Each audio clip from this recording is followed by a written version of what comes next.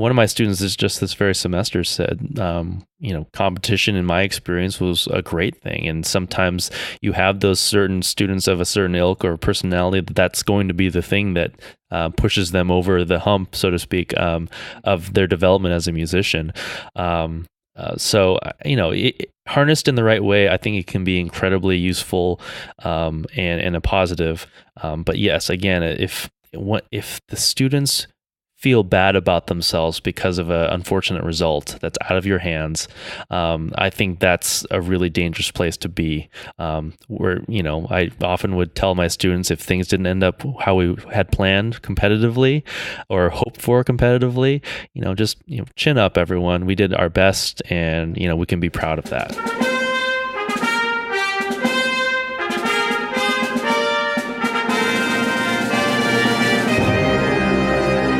Hello, everyone. Welcome to Everything Band, a podcast that features conversations with composers, conductors, and performers of music for winds and percussion. My name is Mark Connor. I'm a composer and educator, and each week I have the great fortune to speak with and share the stories and wisdom of musicians and leaders in the band community. The Everything Band podcast is a proud member of the Music Teachers Development Podcast Network. The Muted Network provides support in the form of audio on-demand programming designed by and for music educators. You can find more information about our network at mutedpodcasts.com. Before we begin, I'd like to thank all of you for listening. I really appreciate your time and hope that you are finding value from these interviews. I rely on word of mouth and social media to bring the show to new listeners. If you think you know one or two people who might find these interviews useful, please let them know about it. You can also help by following me and sharing posts on Facebook, Instagram, Twitter, and YouTube. Remember, help your students live up to the best that is in them through music. And now, on to my next guest, Jason Nam. Hi, Jason. Hi, Mark. So, Jason, thank you for having me in your office here at Indiana University in Bloomington. Oh, of course. Yeah, it's my pleasure. It's the Everything Band podcast on the road. Yes, that's right. This doesn't happen often. This is usually the basement of my house that this is recorded in. So well, I feel honored to have you. No, I feel honored to be here. Yeah. And so, Jason, can you tell the listeners about yourself, who you are, and what you do? Sure. So I'm Jason Nam. I serve currently as an assistant professor of music in the Department of Bands and Wind Conducting at the Indiana University Jacobs School of Music here in currently not so beautiful Bloomington, Indiana. It's pretty foggy and miserable out. But yeah, I'm currently here as a professor. I've been on faculty here for about 4 years. This is my fourth year. And in various capacities. I started in 2 years as a visiting assistant professor, and then at some point, I'm kind of midway through my time here, I kind of switched over to a little bit more of a slightly more permanent role on a tenure track after some transition. So, yeah. One of the things you mentioned to me when we were talking before this is how, as throughout your career, you've managed to kind of hang around places where you've studied or you've been for a while. Sure. And to me, that speaks to a quality about yourself that people are seeing something in you when you're around them that's making them say, we can't let that person go. And so I don't know if we can put our finger on that, but what have your experiences been like in that way that maybe you think might lead to that? Well, I guess just for the listeners to pull back the curtain a little bit onto what we talked about, basically, yes, I have found myself in this position a couple times. One was in my public school teaching experience. I left my hometown, which is Santa Barbara, California, another beautiful place in the world, and went and pursued my undergraduate degree in music education at the University of Redlands, not too far away from Santa Barbara actually. But then after that degree work, I got my credential, and how it's just almost seems random how these opportunities come about, but there was an opening in my home district back in Santa Barbara, and I became a colleague with my former high school band director at the high school there. It's a school called San Marcos High School, and also concurrently to teaching at the high school with my high school band director, I became the full director of the junior high that feeds into that high school. And so I was kind of serving in two roles, both at the high school and the junior high or middle school.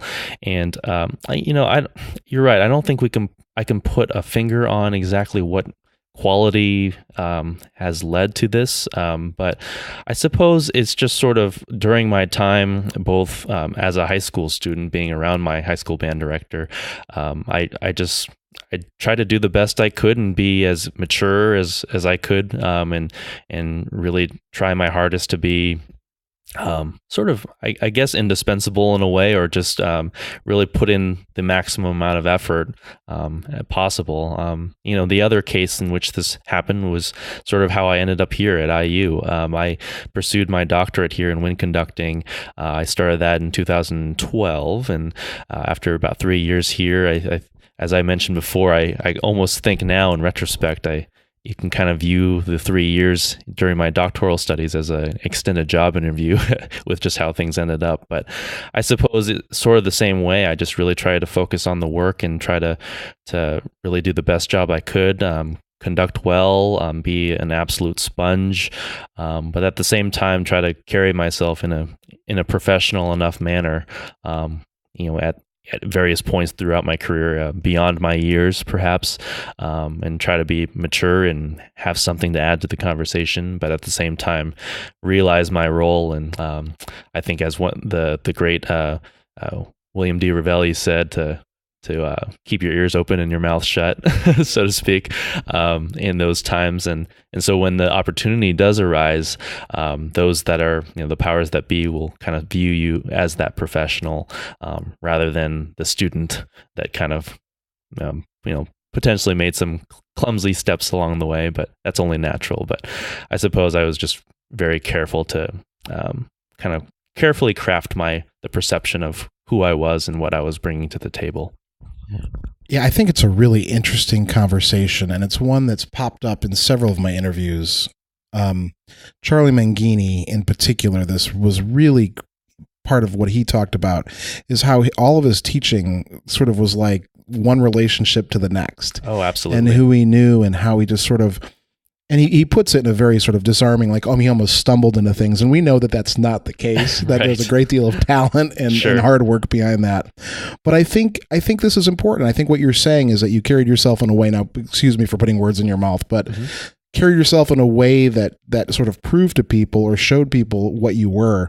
And you never forgot that. You didn't, you did your best not to slip at any point. Right. I think there's something to what you're saying that I completely agree with. It's a matter of showing your best self, in the present moment, of course, and doing the best you can, but also in a way trying to show those that are viewing you what you can be or who you can be, trying to put the potential that you're putting out in the universe out there at the forefront.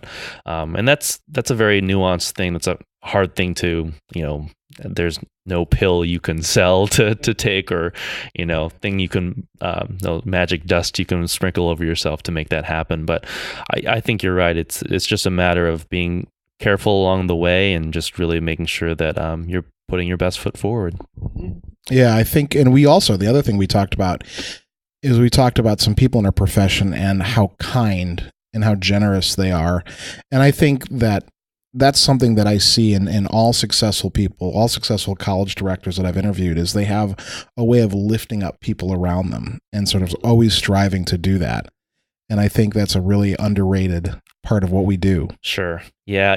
I think that's so incredibly important in really any profession, but in particular with this profession, as we talked about, it's so based on relationships and positive relationships and connections that you make. And it's not connections for the sake of networking or getting ahead in that way, but I think it's really trying your best in an intentional way. And it's something that you have to tread lightly, where you're intentional about making connections, but making sure that those connections are as genuine as possible. Yeah, it's a difficult road to hoe. As a composer, it's something that I've learned over the course of my entire life. It's really hard to do, because when you lead with "I'm a composer," people who are performers and conductors, especially conductors, right, immediately think you want something from them, and right. so trying to build relationships without that ever becoming an issue. And then later that can become something. Yeah, I think that there's a way to forge that path where it becomes about service to others and service to each other rather than, in your language, and maybe you make a cold call to someone to want to collaborate, but seeing if there's something that person needs, but not making it seem like you're just in that interaction for an exchange or some sort of transaction, make it all about, I'd like to know you better. I'd like to get to know you. We have a mutual connection. We have a mutual interest. Even something as simple as, will you be at the Midwest Convention or Midwest Clinic? Will you be at the CBDNA conference? And I'd love to get to know you. Let's get a beverage, let's get a coffee, or have a meal real quick. And I think it just takes small steps to get to that genuine connection. Yeah, I think that's exactly right. As I'm trying to think of where I heard it, it was probably on Andrew Hitz's. He has a podcast, the tuba player Andrew Hitz, called The Entrepreneurial Musician, and I'm pretty sure I heard him say early on in that show that you can't look at any contact or anything in business as being transactional, because it's built on real relationships, not transactions. Absolutely. And someone else, I can't remember where I hear these things. These we sort of distill these over our lives. Around, yeah. The idea is that it's a friend. Like when you're a friend with someone, if you borrow $10, they give that to you because they want to, not because they're tallying it up for the next time. Yeah, exactly. And it's not that kind of relationship. And it's the same thing in music. People do things for you because they want to. Yes. Because they feel like you're worth doing something for. Yeah. And so I think that's really good advice. So how can we translate this to, say, the junior high band room or the high school band room for people who are teaching every day and listening to this and saying, well, that's all great, but I'm here teaching 13-year-olds clarinet. Right. Yeah. I think that the connections that someone in that position would make, as I found myself in, is kind of boils down to trying to or rather not being afraid to reach out and ask for help. That's one major thing. And I know that's a theme that's often talked about in this show, but when you do reach out to those that you would want to help you and your kids, to maybe start from that place of just trying to create some genuine connection and really just wanting to sit down and have a conversation first, get to know each other before you reach to that place of you are knowledgeable, you are in this very public position, say if it's a college director coming out to a middle school or high school, and immediately going to the place, well, would you please come out and make my band sound better? I was like, well, that's one approach, but I think perhaps a more organic, healthier approach for long-term relationships could be, let's just meet and talk as a first step, or do you have any maybe converse over emails, or just find ways to make the relationship more genuine and natural. And then, as you mentioned, that conductor, that clinician will feel more of that sense of I guess that genuine, authentic quality to want to come in and help. And by the way, knowing that teacher better would probably, and their students would probably lead to a more productive clinic anyways. So yeah, I think it's all forged in relationships and really trying to avoid that transactional nature, because we're all busy and time is at a premium, but so it's easy to kind of fall into that. Like you have something I need, and we'll call you and have you out, and then afterwards we'll never hear from you again. and that's tough to deal with in the long term. So I was going to ask you, another one of those relationships that I think can stand from this idea is that with band parents. Mm-hmm. Sure. And, the idea that we're dealing with the most precious thing in their lives. Mm-hmm. And my father was a longtime teacher. He taught for 54 years. Oh my goodness. Wow. Yeah, no kidding. Yeah. And he always told me, he always said, don't forget that these are people's children. Yes. That was one of his big pillars of wisdom that he gave to me. And so how do we deal with parents in that way, where they don't feel it's a transaction, where we're just looking for fundraising or whatever it is? Right. I think that what you're touching on there is just awareness of going into the teaching profession, knowing that, and kind of starting from that place as a foundation for your thinking.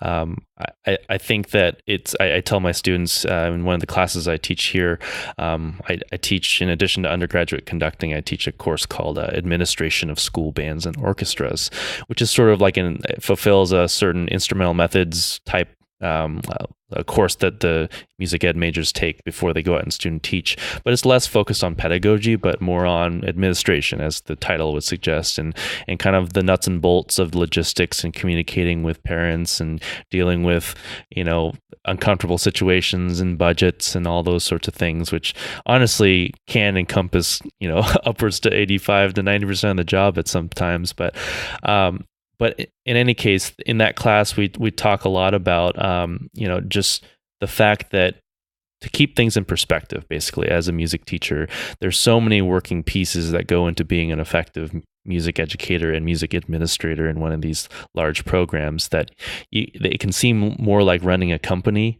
than actually being a educator and serving the music and the students' experience in that way. And also the perspective of you are only one part of the student's full day school experience. And so that has implications on the demands of time you're putting on them. That's a big thing, especially when you're mentioning talking or dealing with parents. So finding that line to tread, or that boundary line, and it's different for everyone and it's different for every program, but it has a lot to do with knowing the students, taking a temperature of the culture of the parent group and the town of what they value. Maybe if you're entering into a new position, you're noticing with that temperature taking that they're not as competitive as, say, your high school program was, or others that you've noticed, then maybe it's not the best idea to jump full on into a competitive circuit and put that pressure on them. Maybe you sort of ease into it more. So I think it has a lot to do with awareness and, again, kind of taking that temperature of who you have in front of you.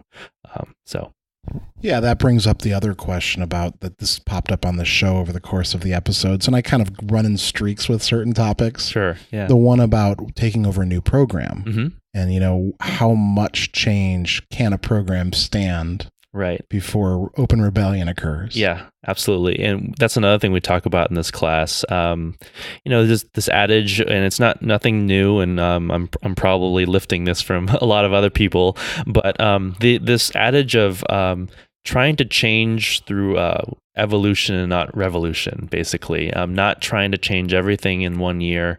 And it's hard when you're a young teacher, you're coming right out of a university, and you have all these great ideas and these models for what the ideal job and the ideal situation would be.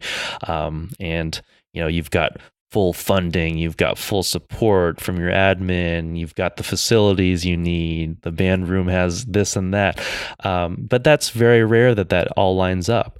And so reality really sets in, and a young teacher, being bright-eyed and bushy-tailed, really wants to change everything right away to get it to where that ideal place is. But that's, again, not realistic. And I think it's far more important and healthier for everyone involved to make incremental changes, prioritize the changes you want to make, and come up with a multi-year plan. But I think young teachers, and I really tried my hardest to be aware of this when I was a young teacher too, because there's definitely things I needed to change. Lots of unhealthy systemic things happening at the middle school. But I think that changing over time gradually eases the blow on students and parents. You'll have a little bit better retention, perhaps, a little less butting of heads, perhaps. So I think there's really something to be said for that. Yeah, there is no question that it's an easy mistake to make. It's because they care so much. We all care so much. You said something about having a plan. And for first-year teachers, even second-year teachers to a certain extent, maybe they don't have the ability to zoom out to 10,000, 20,000, 30,000 feet yet, because they haven't gone through enough cycles to understand the implications of how everything fits together. And I know that first couple years can be difficult. Do you have any thoughts on that, making that plan in a way that kind of gets them through? Sure. And I mean, I know we have plenty of experienced teachers who are listening to this, but maybe there's a few who could use this. Yeah, like I said, I do think that it comes down to prioritization, really thinking about what the program, in your view, needs. Say it's updating the music library, and that could be a major priority. Say it could be bringing in certain outside professionals or certain clinicians. That's another benchmark goal. But it also could be as something as simple and kind of infrastructure-wise as getting the class schedule first and foremost set such that the right students are in the right class period at the right time at the right level. I know for me, in my experience, as I kind of alluded to before, when I took over the middle school program, they had experienced a lot of director changes I think in the 4 years I arrived, they had 3 different directors. And so the program was kind of reeling in that way. So it was important to me, first of all, just to get that class schedule set and to get the beginners in a separate designated beginning band class, so we can really give them what they need, and then the advanced students in a separate advanced class. And unfortunately, it was only natural that led to smaller class sizes initially as you separated them out, because when I took over the program, it was really only, I think, 22 or 4 total instrumental music students all in one ensemble class, and so a wide array of abilities and experiences. And so it was really important to me, even if it was going to be just a small handful of students in a beginning class, to kind of separate them out. And it was a rough go of it for the first year or two, but it took a lot of faith on the part of the admin and convincing them of the value of a system of a sequential learning environment, and a lot of patience on my part and creativity too, to really make those students experience fun and engaging and musically rewarding. It was really difficult, but really by the time I left after year 4, the ball had gotten rolling, and each ensemble had healthier numbers. They're performing appropriate repertoire, and it was a much healthier environment. So, I think that it's making those small changes and being intentional about what you truly prioritize above, say, maybe your rehearsal room's not the best thing, or maybe you're performing in a high school gym. That's a problem that's not going to be solved very quickly. So instead, turn your attention to things that can be solved.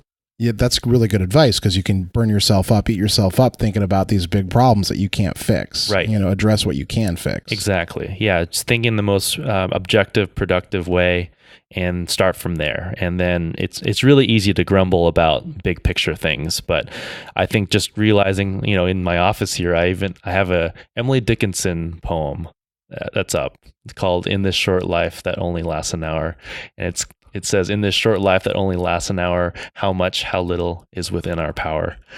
So kind of looking at that of truly understanding what's in our power to change, and maybe big picture things can be changed, but they're changed over time after a lot of effort from the community and the school at large.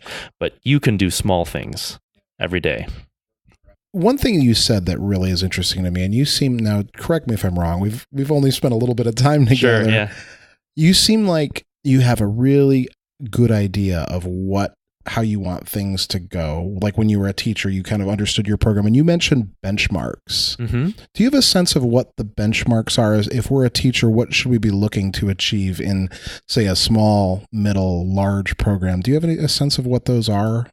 Well, I think really the foundation of any program at any level is a focus on the music making, right? And trying to make the musical experiences of every last student rewarding in some way.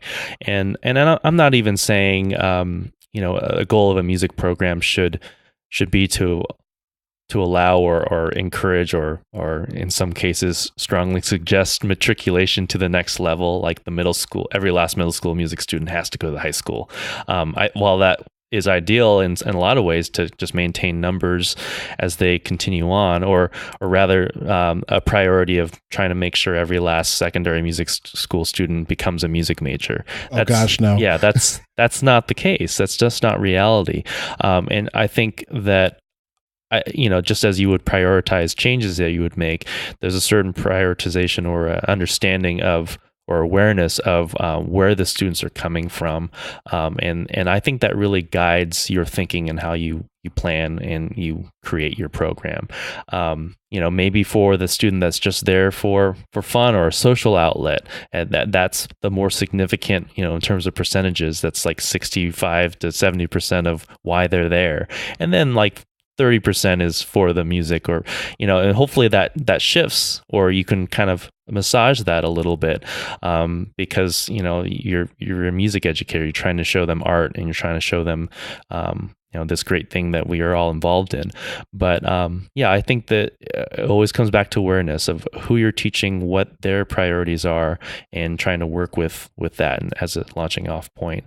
In terms of other benchmarks, I already mentioned. This gets to a lot of other topics of repertoire selection, but I think that having a good music library and the ability to just put the right pieces in front of those ensembles at each level, because there's great music written at every level. And I think another thing that we talk about in both my administration class and actually a wind band repertoire class that I've taught here at IU is that for teachers to not confuse complex and difficult music with good music. Good music, quality music, need not always be complex and overly difficult. Sometimes, in the Venn diagram of things, there's that overlap where a really complex piece will be a very landmark and an important piece in the literature.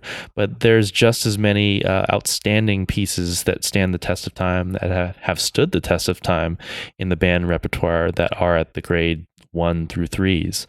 And so I think that just having a very well-balanced music library so that you can put the right music in front of the students is just so crucially important. It should be a high priority. And that's something that can be accomplished over time, just like most other things.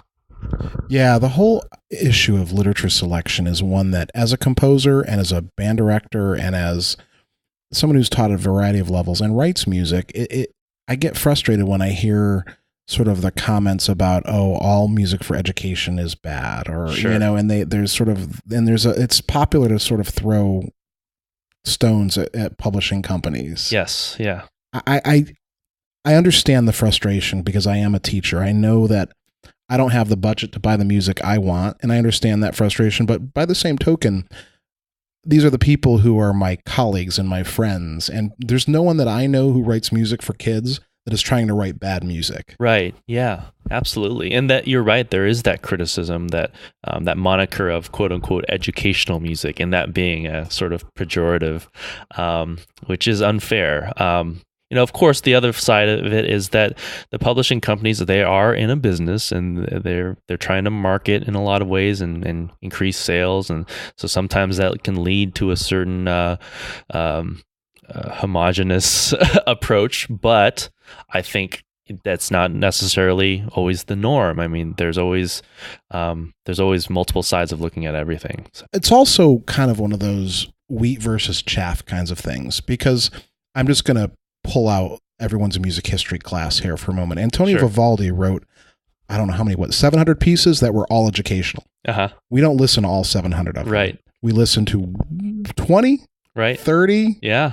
Conservatively. And so we have to kind of keep this in perspective, that there is wheat within that chaff. Yes. And that we're not all going to hit on every piece that we write, or every piece that's written. Exactly. Which I can only imagine. And I've come to understand more fully being around composers and spending time and being friends with composers, is that pressure of, oh my gosh, this next piece, I really got to make a splash with this piece, or this piece has got to be significant. I need to create the next masterwork of the genre, and I can only imagine the kind of pressure that comes with that. Arnold Schoenberg called that the anxiety of influence. Yeah, absolutely. Yeah, that's trying to live up to Bach, Brahms, Beethoven, Schubert, the Under whole that German shadow. line. Yeah. Oh yeah. Composer. Yeah.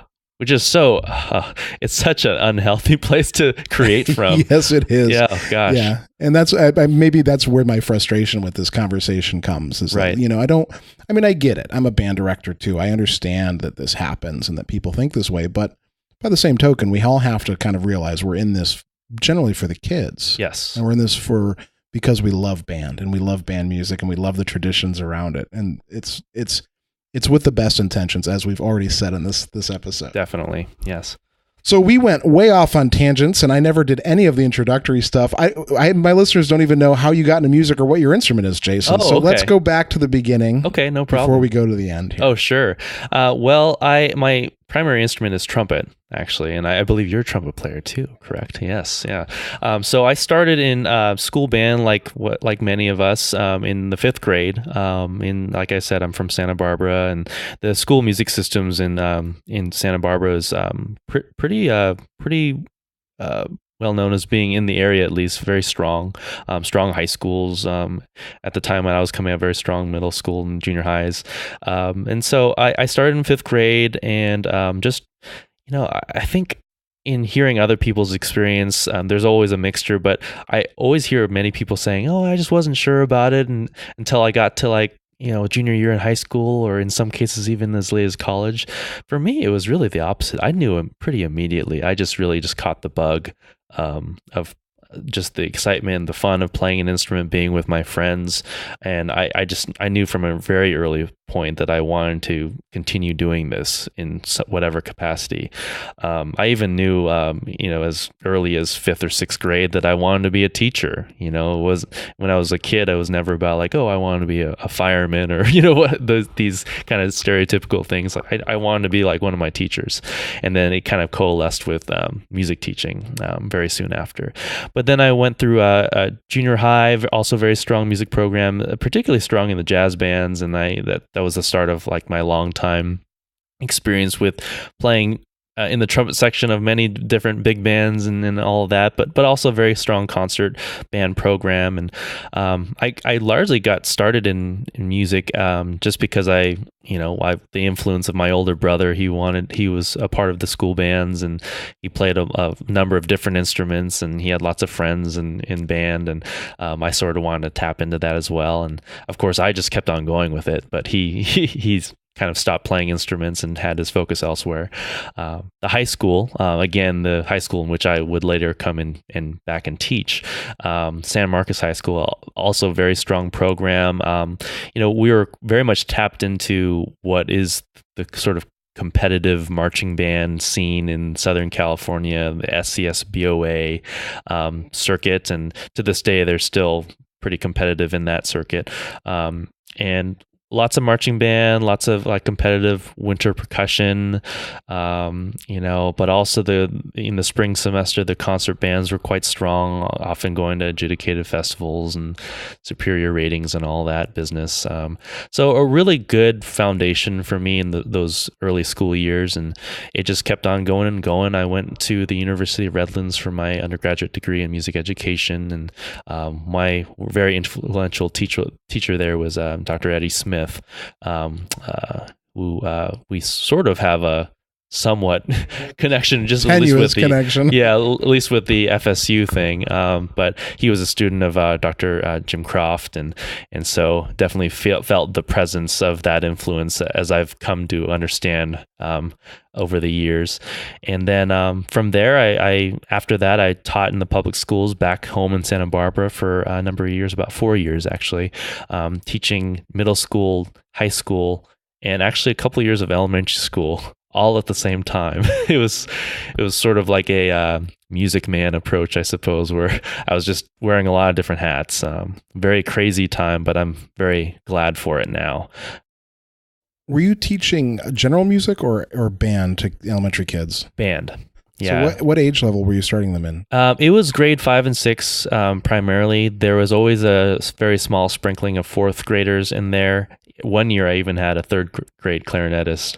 It seemed very early, but she was just adorable and great and tried really hard. That time was very crazy, where unfortunately a number of years before I had arrived as a teacher back home in the district, they had cut elementary music programs, and there were only I think 2 teachers serving the entire region, entire district, and so that naturally led to some of those elementary schools not having programs at all.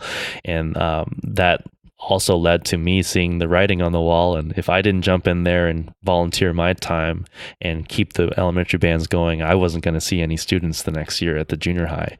So it's in part self-preservation, but sometimes that's how it goes in this business. Before we kind of go towards our end here, I want to ask you about your job here and the Indiana University. Now, many of my listeners know all about what IU means in the music community, but what do you do specifically here? What's your role here at IU? Sure. Well, as I said, I teach a couple classes. One would be that administration of school bands and orchestra class, where we kind of usher in the departing music education majors to their student teaching experience. So I definitely feel the weight of the responsibility in that class. And now it meets 3 mornings a week at 8 a.m. So it's an early start time, but I always tell my students it's the best possible practice for what they're about to experience. Yeah, guess what? Every band director listening is like, well, I started at 6:30 this morning. Right. Yeah. I often think that when those upperclassmen are trudging into class bleary-eyed, but no, they're great. That's the thing about here, the quality of student and the intellectual acumen with any typical IU student here at the Jacobs School it's quite high. So it's in that way, it's very rewarding. But I also, for my first 2 or 3 years here, I taught a wind band repertoire class, wind band literature, primarily as an elective to satisfy a minor in wind conducting for some of our undergraduate students. And that was a wonderful class to teach. I really enjoyed teaching that class. In addition to those 2, I also teach the introductory undergraduate conducting class, instrumental conducting, and that meets every day, and it's also a great foundational class for them, or at least I hope it is. And it's often really fun because it's these students being introduced to all these concepts, and I also feel the weight of the responsibility for that class and trying to get them started off on the right foot. But in addition to those classes, I also conduct the IU concert band, which is the 3rd all music major concert group here. Of course, my colleague Rodney Dorsey leads the IU Wind Ensemble. We're very excited to have him here. And then my other colleague Eric Smedley leads the symphonic band, and then I conduct the concert band. My other colleague Dave Woodley, just wonderful person to work with on a number of fronts. He leads all the athletic bands and also guest conducts with the concert groups as well. So yeah, between the classes and leading the concert band, and things are pretty busy around here. Yeah, well, this is a big school with lots happening. I mean, I met your ensembles manager yesterday. Yes, yeah. It was in between the wind ensemble and was that the top orchestra that was after that? Yes, maybe? The Philharmonic. Yeah. Boy, I do not envy him as an administrator of all ensembles here. We've got, between our concert groups and athletic bands, we've got I think 8 or 9 bands, and then with the orchestras, I think there's 6 orchestras and an all campus, and it's just a huge animal here. So we find some way to organize it all, wrangle it all, though.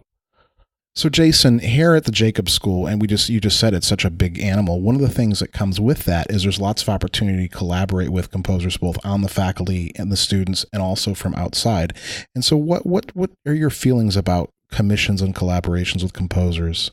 Well, I think in our field, in the band world especially, it seems that the relationship between conductors and directors and composers is it is very collaborative, and it's very healthy, and it's something that we all are very excited about, which is a great strength of the idiom, I think. But here at IU, the composition faculty and the band faculty are the relationship is quite healthy as well.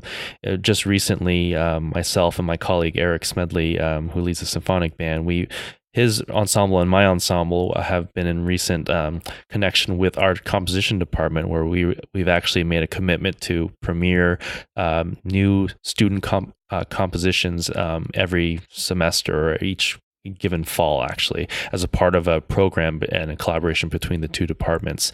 And we just did that this last fall, and resulted in the premiere of, I think, 3 or 4 brand new works. And I want to say that because the quality of even the undergraduate composers here is quite high.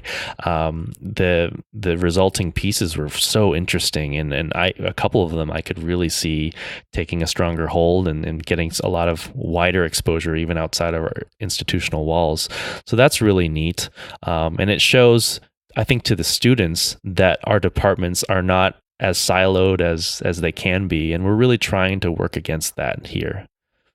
And so I'm curious about what sort of feedback or how the composition students view working with the bands here, and if that has opened their eyes to a different way of looking at writing music or finding a career in music. I think it really has. In advance, or actually as a follow-up to that collaboration this fall, I was asked to come in and speak to the IU Composers Forum, which is basically the large seminar class where the whole composition studio meets and speaks about, discusses a number of issues or concerns. And I came in and was invited to talk just about, generally speaking, the band and wind ensemble as a medium and composing for that, and talking about the difficulty level, the grading systems, and however inconsistent those can be across publishers, but trying to come to some general understanding of where to shoot for and at the various levels. But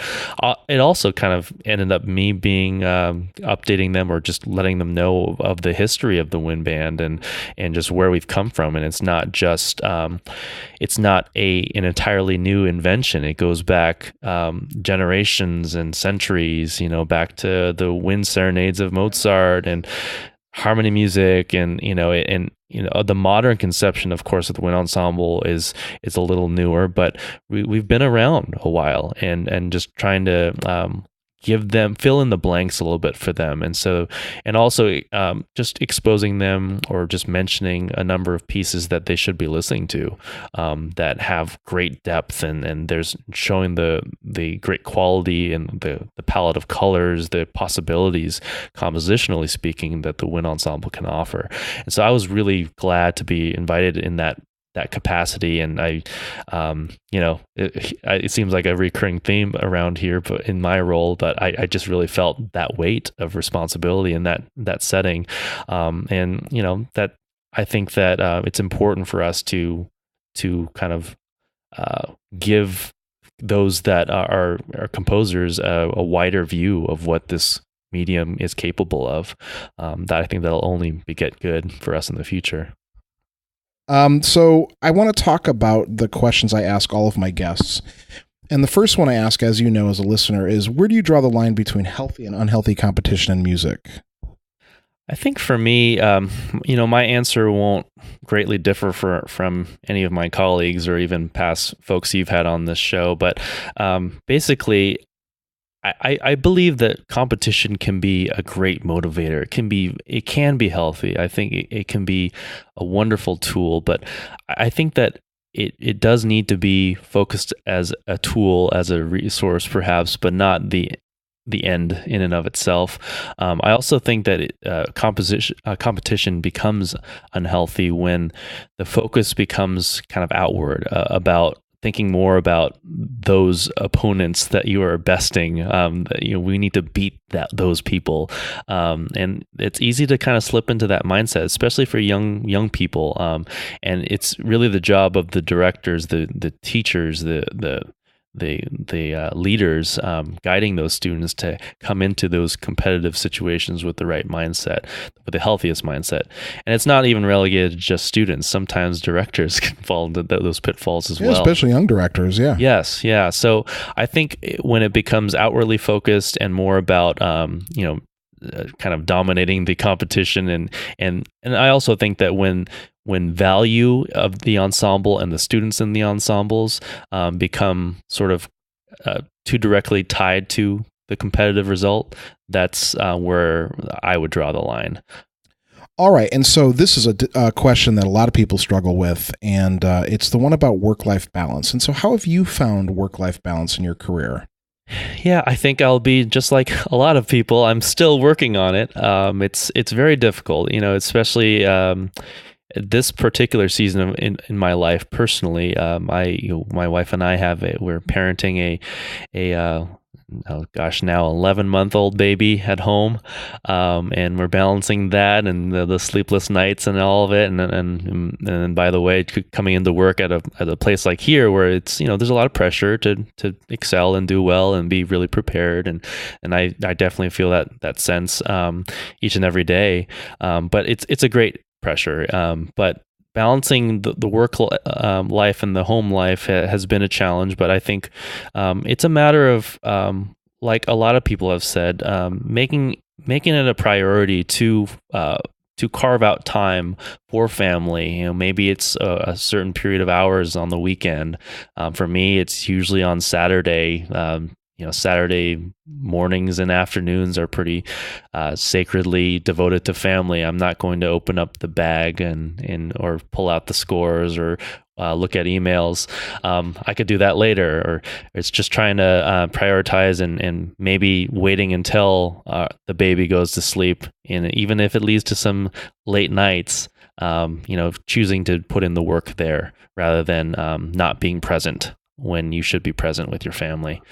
So it's tough though. It's a constant and ongoing struggle, but it's, I think, a matter of awareness and really staying in that struggle. Yeah, I think so. I think, you also are at a time where your daughter?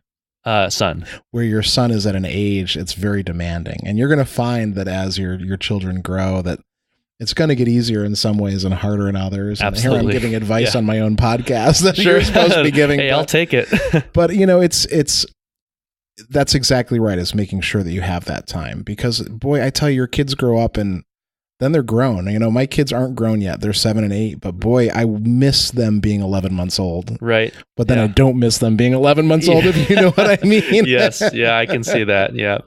Anyway, okay, so that was off on a tangent. But I think being a parent especially, you have your kids at school that you have to take care of, and you also have your kid at home that is ultimately the most important thing. And so, right. But you do have to remember that the students at school do depend on you too. And so it's one of those jobs, this profession where a lot of people are counting on you. And in terms of preparing for rehearsal, I really try to make that an unyielding priority as well. Because I am not going to step on that podium and not be prepared. That's just something I'm not going to do. So what are the challenges facing music education and band, and how can we best meet them? Well, I was thinking about this question, and I think I kind of have two things. One is more general in nature, and one is more personal. The general thing is, I know, especially recently, which I think is a great thing that we've all increased the priority for, is creating and kind of cultivating a more diverse population of artists and performers and composers and conductors in this profession. I think, and this is such a huge topic we could spend all day talking about and expand upon, but from my perspective, I think that being a person, a child of immigrant parents, I'm Korean American, and Asian American, and so I don't often find myself thinking about this, but when I do, I think that we should all be wary and try to avoid, if we can, the sense of tokenism that can occur, whether it be in our programming or hiring practices, in the efforts to create this diverse population. In terms of programming, it's not good enough for us just to program one female composer on a concert and say we've checked that box and there's our token composer or our token composer of color. I think, just like we talked about earlier with relationships being genuine, I think an effort to commit to diversity and supporting this and drive our profession forward in this way, again, I think this is absolutely needed. It needs to come from a genuine place, not just to fulfill any sort of quota or check a box. And I think we'll slowly see the ball rolling forward, and we'll get more momentum in the best possible way. I also think that programming, it takes repeat performances, repeat efforts to program these particular pieces that we champion and these particular composers. It's not good enough just to sort of have one-offs and just say we're good. Well, you've said it a few times on the show. It's awareness. Yes, absolutely. It's being aware of what's around you. You don't have to be Yeah, I won't say anything, but it's Yeah. awareness. Yeah. And then the other challenge I was going to say is personal. In the teaching profession, but also the music teaching profession, I think burnout in those early years is such an issue, and it's going to continue to be an issue because of so many of the demands on us, all the various hats we have to wear. So I think it's just cultivating a life outside the job really helps. I tell my students here as they're about to go out and teach, try to find a personal life that's separated from your job. Have an identity outside of your job. Have interests outside of music. Even if it's just, on Sunday cheering on your favorite sports team, or I'm a big NFL fan, and just, I like to devote some time to that where I can turn off my music brain for a while. Yeah, it can be really restorative, and it seems like a very silly, simple little thing, having a hobby like that or but if you're not careful, this job can consume you, and it just leads to really bad places. All right, Jason. So you are at your high school graduation and you have a chance to say something to yourself. What advice would you give yourself? I would say to, like most people would say retrospectively, just have more patience for what's about to occur here. And not just patience with the progress of your career or, various opportunities, but just patience with yourself, like patience with myself. I think we're all our worst critic, and it's easy to kind of, to lose sight of the small victories along the way because we're focusing more on the failures or the mistakes or just being so self-critical. So, and for me, it's always been my rock has been my relationship with my wife. And my wife is, she was a musician, in high school. We actually met in high school and through band. And so she's always, however, offered that outside perspective and just kept me, I guess, grounded in a way, and just given me that perspective of, you're doing better than you think you are, that you're saying right now. It's going fine. And so I would tell myself to stop and smell the roses in that way, and just appreciate, that you're doing something that you love, and not everyone can say that. I have so much gratitude in my life for being able to have had a career in music. I feel so fortunate for that. It's the greatest thing. Yeah. It's easy to lose sight of that in the hustle bustle. It sure is easy. Okay. If you had a choice, what would be the final work for wind ensemble or band that you would conduct, and why? So I was thinking about this, and I think one piece that really stands out, that really jumps out to me immediately, is Ingolf Dahl's work for concert band, the Sinfonietta.